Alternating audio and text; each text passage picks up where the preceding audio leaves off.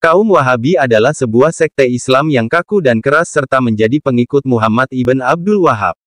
Ayahnya, Abdul Wahhab, adalah seorang hakim Uyainah pengikut Ahmad ibn Hanbal. Ibnu Abde Wahhab sendiri lahir pada tahun 1703 1115 H di Uyainah, masuk daerah Najd yang menjadi belahan timur kerajaan Saudi Arabia sekarang. Dalam perjalanan sejarahnya, Abdul Wahhab, sang ayah harus diberhentikan dari jabatan hakim dan dikeluarkan dari Uyainah pada tahun 1726 1139 H karena ulah sang anak yang aneh dan membahayakan tersebut. Kakak kandungnya, Sulaiman bin Abde Wahhab mengkritik dan menolak secara panjang lebar tentang pemikiran adik kandungnya tersebut, As-Sawaik al-Ilahiyah fi Ar-Rad al-Wahabiyah.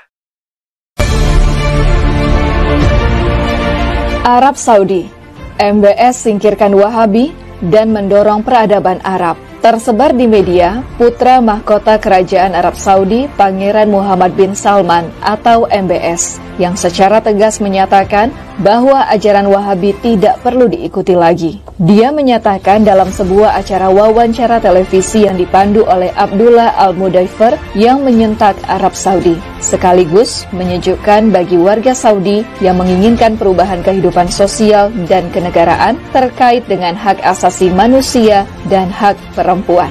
Bin Salman memberikan jawaban jelas ketika ditanyakan tentang ajaran Wahabi. بأن النفط سوف يتكفل بكل احتياجاتنا في المملكة العربية السعودية.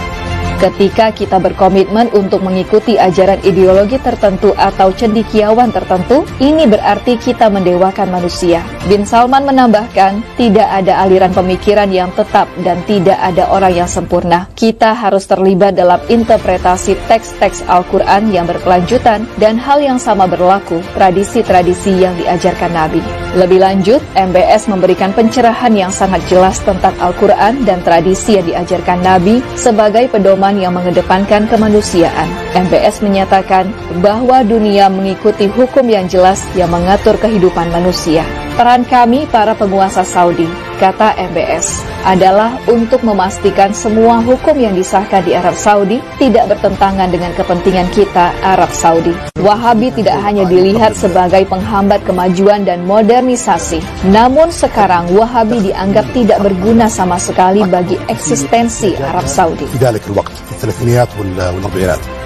Kegelisahan Arab Saudi terhadap Wahabi dipicu oleh 3 kegelisahan. Pertama, hilangnya peradaban asli Arabia dengan berbagai fatwa Wahabi yang bertentangan dengan kemanusiaan. Kedua, oleh geopolitik internasional yang tidak lagi membutuhkan Wahabi. Ketiga, modernisasi dan internet yang mengubah pandangan warga Saudi sebagai warga negara. Khalid Al-Dakhil, sejarawan dan intelektual Arab Saudi, menyebut dengan jelas, Wahabi mengajarkan orang Saudi menjauhi sejarah negara yang jauh lebih besar dari sekedar Wahabi. Khalid Al-Dakhil dalam podcast bersama Abdur Rahman Abu Mali menyatakan, kita belum belajar sejarah negara kita Arab Saudi. Kita hanya diajarkan kata-kata penulis sejarah ajaran Wahabisme, Ibnu Ghanam dan Ibnu Bashar. Dan sampai sekarang kita masih menjalaninya. 6 يناير أشبعوه الأمريكان كثير من الكلام. كلامهم صراحة ما قيل في الإعلام من أمريكا 6 يناير من أمريكا 6 يناير في الولايات المتحدة. أنت تقصد Saudi Arabia didirikan berdasarkan aliansi untuk membangun kekuasaan antara Muhammad bin Saud dan Muhammad bin Abdul Wahhab pada tahun 1744.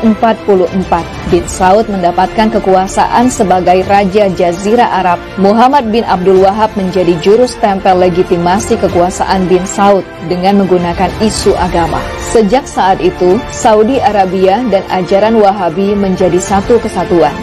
Kini, Wahabisme tidak lagi mendapat dukungan negara Saudi dan Wahabisme tidak lagi menjadi agenda Saudi di panggung internasional. Di dalam negeri Saudi, Wahabisme kehilangan seluruh kekuatan ideologi dan politiknya karena polisi syariah yang sangat menakutkan dan kejam telah dibubarkan.